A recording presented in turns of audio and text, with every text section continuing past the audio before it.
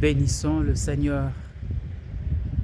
En Luc 6,43, Jésus dit une chose apparemment évidente, n'est-ce pas? Que un bon arbre ne produit pas de fruits pourris. De même qu'aucun arbre pourri ne peut produire de bons fruits. Ça va de soi. Et c'est à ces fruits que l'on juge l'arbre, que l'on reconnaît l'arbre. Il y a même ce courant de philosophie, l'existentialisme, qui met en avant que la nature de l'homme, c'est bel et bien finalement ce qu'il fait, la manière dont il se présente au monde, comment il agit. Il est vrai qu'au fond, un acte est posé par un agent à la manière de la nature de cet agent. Et chacun de nous peut être découvert intimement à partir de ce qu'il vit, de ce qu'il est, de ce qu'il fait, de ce qu'il dit.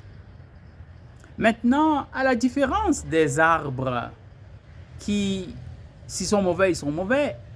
S'ils sont des manguiers, ne produiront jamais de papaye. Nous, les hommes, nous avons la chance de changer, le pouvoir changer. Et c'est pourquoi Jésus donne la mission à son Église de prêcher l'Évangile, d'évangéliser, dans le but de la conversion, dans le but de la marche vers la sanctification. Nous pouvons changer. Celui qui est mauvais peut devenir bon, celui qui est bon peut devenir meilleur, celui qui est très bon a marché, Matthieu 5,48, a marché sans cesse vers la perfection. Soyez parfaits, dit le Seigneur, non pas un tout petit peu comme ça, mais comme votre Père céleste est parfait. N'oubliez pas que Dieu jamais ne nous ordonne ce qu'il ne nous donne pas d'abord. Alors oui, il m'a donné d'être parfait puisqu'il me l'a ordonné.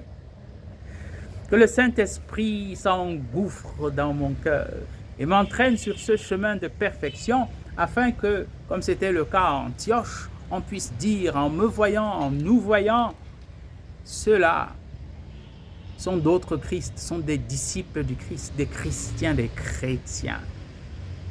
Bénissons le Seigneur.